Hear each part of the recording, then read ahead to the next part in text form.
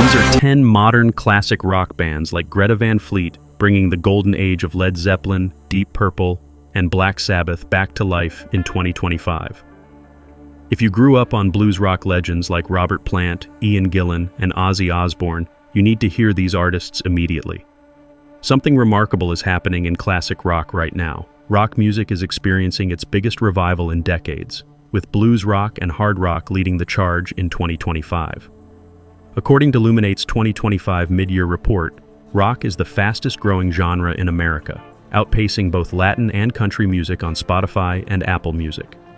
We're talking about 6.4% growth in streaming volume compared to 2024, with rock accounting for over 260 billion on-demand streams. But here's the most telling statistic. 69% of those rock streams come from catalog tracks, music released over 5 years ago. That tells us something profound about what listeners are craving in 2025. They want that authentic, raw energy that defined classic rock's golden era, and these 10 bands are delivering exactly that blues rock foundation. Hard rock and heavy metal shows saw a 14% increase in attendance, now representing 13% of all arena and stadium concerts, which is an all-time high. The Rock and Roll Hall of Fame has even noted this surge in classic rock interest among younger demographics.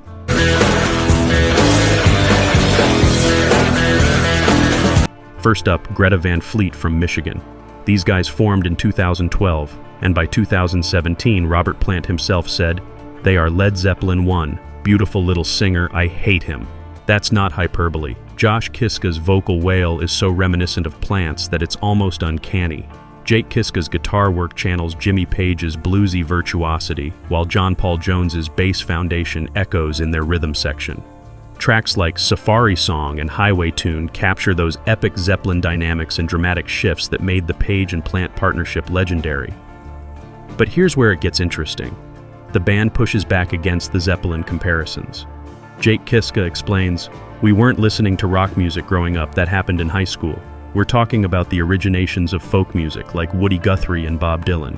Whether you buy that or not, their Grammy Award win for Best Rock Album for From the Fires proves they're doing something right in the classic rock revival." The controversy around Greta Van Fleet is fascinating. Pitchfork absolutely destroyed them in a scathing review, calling them Led Zeppelin aping hacks. Jason Bonham, son of legendary drummer John Bonham, went on record saying the constant Zeppelin dialogue will kill the band. But here's the thing, even their harshest critics admit they're unmistakably derivative, yet thrillingly alive.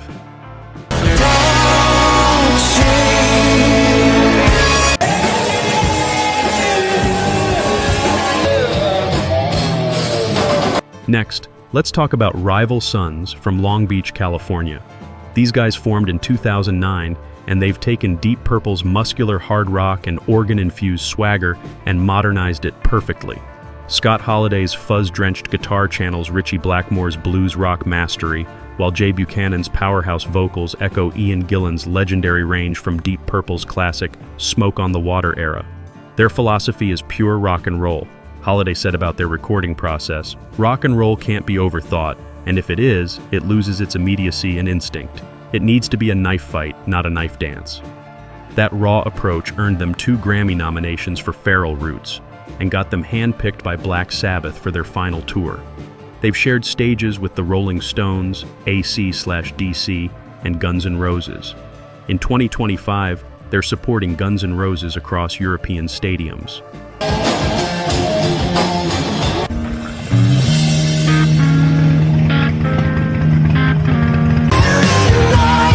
Then there's Dirty Honey from Los Angeles, who made music history in 2019 when their debut single When I'm Gone became the first song by a completely independent, unsigned artist to hit #1 on both Billboard's mainstream rock and hard rock charts.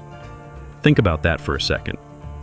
In an industry dominated by major labels, 4 guys from LA broke through purely on the strength of their blues rock foundation. Their sound immediately evokes Aerosmith and Led Zeppelin's bluesy swagger. Frontman Mark LaBelle grew up on the right stuff. I grew up on Aerosmith's A Little South of Sanity, AC/DC's Live, the Stones' Get Your Ya-Ya's Out, and Zeppelin's How the West Was Won. When they opened for the Black Crowes in 2021, they averaged $15,000 a night in merchandise sales. That's the kind of fan response that legends get.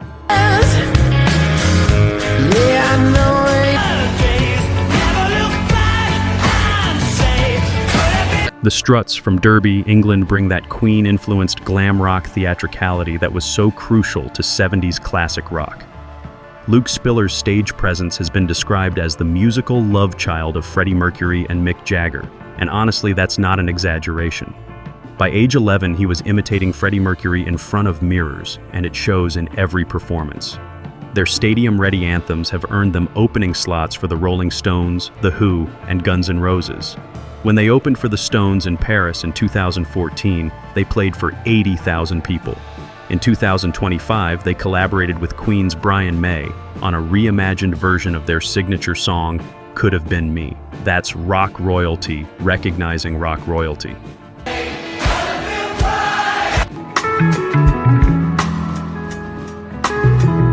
Now let's shift gears to something completely different, but equally rooted in 70s classic rock sensibilities. Khruangbin from Houston represents the psychedelic and funk side of that era. Their name means airplane in Thai, chosen by bassist Laura Lee Ochoa, who was learning the language at the time. They blend Thai rock, Iranian pop, and dub with American soul and psychedelia in a way that's both exotic and familiar. Their groove-based approach channels the funk pioneers like George Clinton while maintaining that spacious, atmospheric quality of 70s psychedelia that influenced Pink Floyd. They've collaborated with everyone from Paul McCartney to Wu-Tang Clan, and their 2024 Grammy nomination for Best New Artist shows how their unique take on classic rock sounds resonates with modern audiences.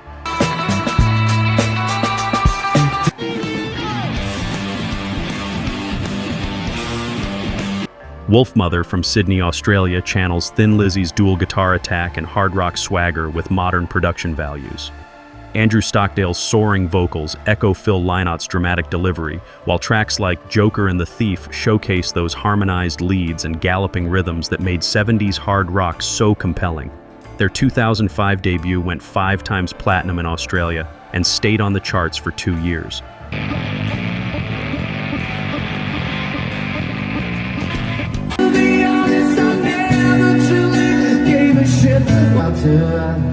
Then there's the phenomenon of Måneskin from Rome. These Italian rockers won Eurovision Song Contest in 2021 and have since sold 40 million copies worldwide with 4 billion streams. Their look and sound directly reference 1970s glam and classic rock. They cite Led Zeppelin, David Bowie, Black Sabbath, and the Rolling Stones as influences, and it shows in their theatrical presentation and driving rock anthems.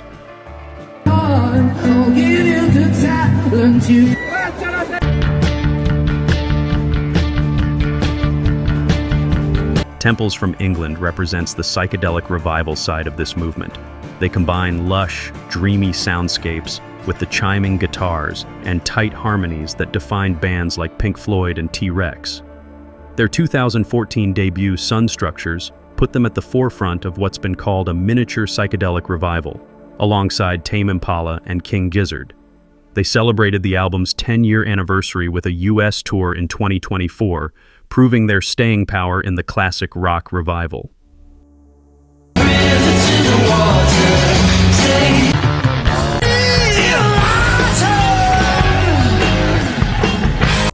Black Country Communion deserves mention as a legitimate supergroup featuring Glenn Hughes, who sang on Deep Purple's legendary Burn and Stormbringer albums, blues rock virtuoso Joe Bonamassa, and Jason Bonham on drums.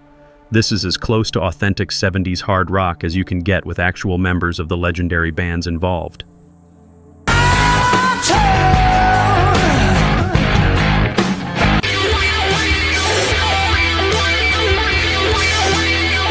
And finally, Kadavar from Germany absolutely nails that stoner rock meets Black Sabbath sound, channeling Ozzy Osbourne's doom metal foundations. They've been described as what happens when you put Sabbath and Zeppelin in a blender and incredible blues rock comes out. They're favorites among neo-vintage rock enthusiasts for good reason.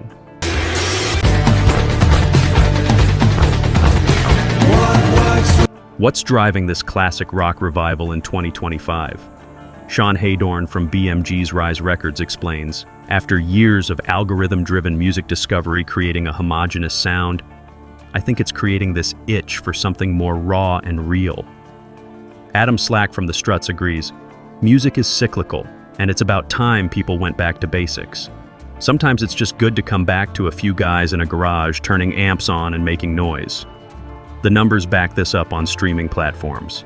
When Led Zeppelin's documentary Becoming Led Zeppelin was released in February 2025, it sparked a 40.4 million weekly stream spike for their catalog on Spotify and Apple Music. Legacy acts like the Rolling Stones earned $235 million from just 18 shows in 2024. People are hungry for that authentic rock experience. But these modern bands aren't just copying classic rock, they're updating and evolving these blues rock sounds for contemporary audiences. They understand that the power of 70s rock wasn't just in the riffs and vocals, but in the attitude, the energy, and the belief that rock music could move mountains. The global music industry hit 5.1 trillion streams in 2025, with classic rock accounting for 14.7% of those streams across all platforms. That's not nostalgia, that's a full-scale revival. These bands are proving that the spirit of 70s rock isn't dead. It's been waiting for the right artist to channel it properly.